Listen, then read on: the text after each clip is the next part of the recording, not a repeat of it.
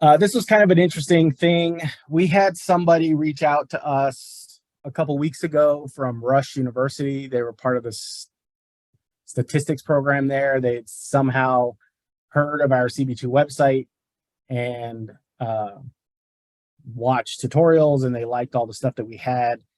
And so they had a question about some other issue that I helped them with, and then additionally they reached out and had a question that they thought maybe I could answer. They were looking into, they wanted to know how, or if there was any module in REDCap or an action tag that if you selected a value from a date field, could you return the day of the week? And oddly enough, there is no module in REDCap that does that. There's no action tags in REDCap that do that. So I was able to figure it out. It was kind of a fun little exercise because my first thought was, and let me show you how this give you an idea what I'm talking about here. So I have a field here that's just a date field, and then I have an equation that will give me the day. So if I click today, obviously it's a Thursday. If I just pick a random day, it's Tuesday. That's Friday. So you can see that if I pick whatever day, it's going to give me the day of the week. And I thought maybe initially I could do it with sort of like the modulo. If there was a modulo function where you have, because I don't know if you're familiar with the modulo function, but in math, it's like the remainder. So if you have 15 divided by 7, it would be like 2 mod 1, because the remainder of that is 1. I thought maybe I could do something like that because I could get the number of days from a start date and then divide it by 7, and then whatever the remainder would be the number. Like, so if I set it as a Sunday, if the remainder was 0, then that would mean that whatever date they picked was a Sunday. If it was a 1, then it'd be Monday. 2 would be Tuesday, and so on. The problem was that REDCap doesn't have a modulo function. We have like absolute value, average, sum, all these other ones, but there's no modulo function. But what I realized was if, like in the spreadsheet here, if I divide, if I get the number of days and I divide it by 7, the decimal value repeats in a cycle, and it works its way all the way back up to 1, or back up to 0 rather, and then it continues again. So I didn't need the modulo function. I could use these decimal values to act as the remainder and use that to calculate the day. So in the project here,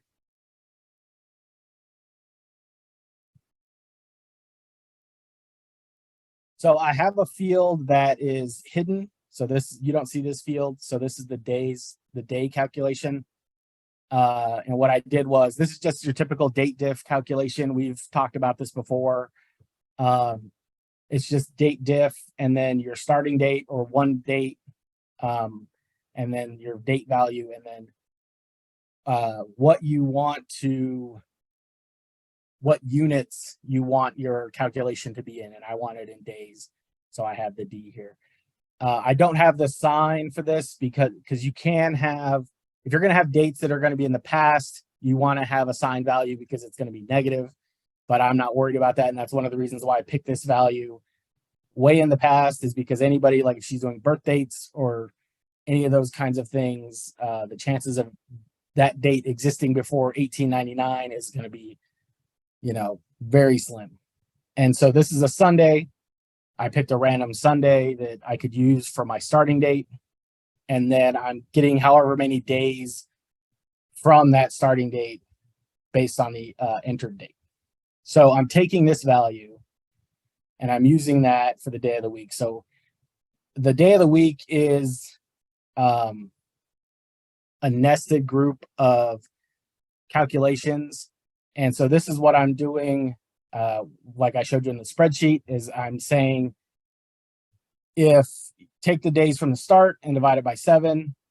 I'm also using a rounding function because I only want the two decimal places. And then I'm also taking and I'll explain this, but I'm taking the right 3 values. So you can see here that this is 4.00. So I'm taking that. I don't care because if it's like 10,000 days after the, 1890 December 31st, 1899, I don't care about the 10,000 part. I just want the last 2 digits. But I couldn't have just the last 2 digits because when it's a Sunday, the last 2 digits are 00. REDCap just ignores those. So my calculations weren't working. So I had to take the last 3 digits from the right. So I needed the integer part of the value. But I can ignore it. So, because really, all I need to know is if it's greater than 1, because you can see here that these are all these are all zeros, and then this is like, because I'm only taking the first 2 digits, but I'm using all 3. So if it's greater than 1, that basically is a way for me to tell REDCap that it's rounded out. It's an integer. It doesn't have a decimal place, because the way REDCap does it, this might be a little weird because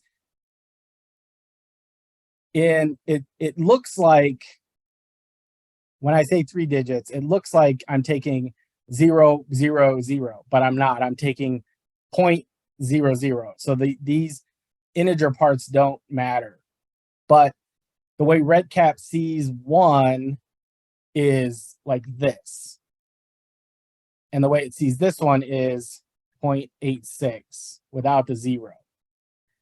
So anything that's it's an integer value is a whole number that REDCap sees. REDCap, because REDCap doesn't grab the 00.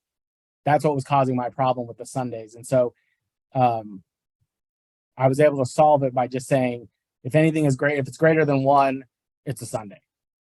I hope that makes sense. So since I'm starting on a Sunday and the remainder for that is 0.14 for a Monday, 0.29, and so on, I just made a bunch of nested if statements that grab those values, and it says that if it's 0.14, then it's a Monday, 0.29, it's a Tuesday, and so on. So, and I can actually unhide this for you, and you guys can see the calculation as it's happening for the days.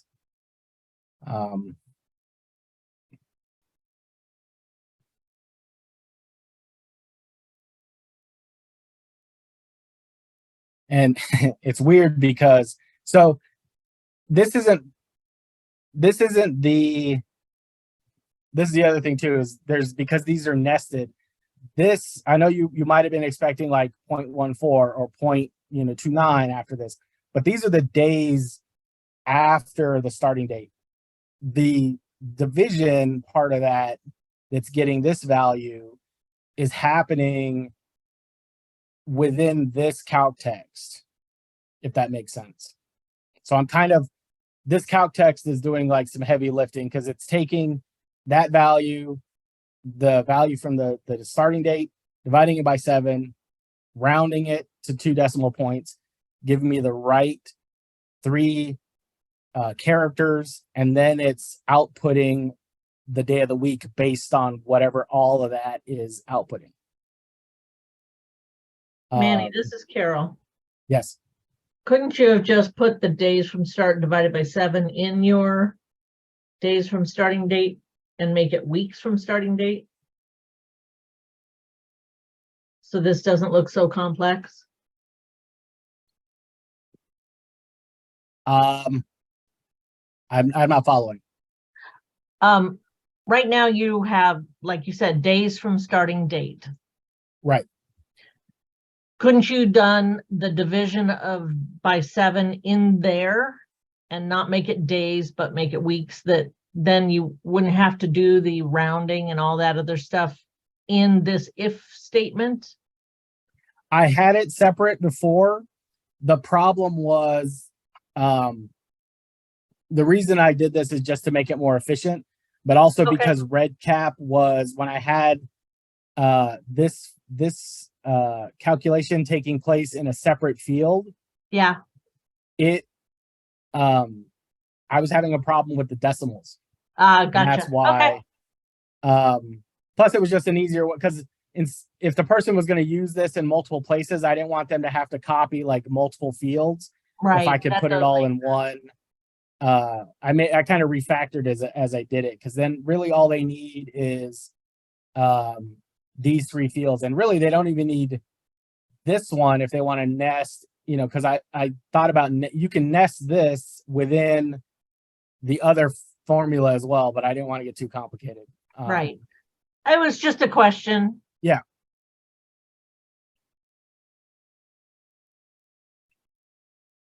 Does anybody else have any other questions about that? About this? And once again, I'll put the formulas up on the CB2 website when we do the videos.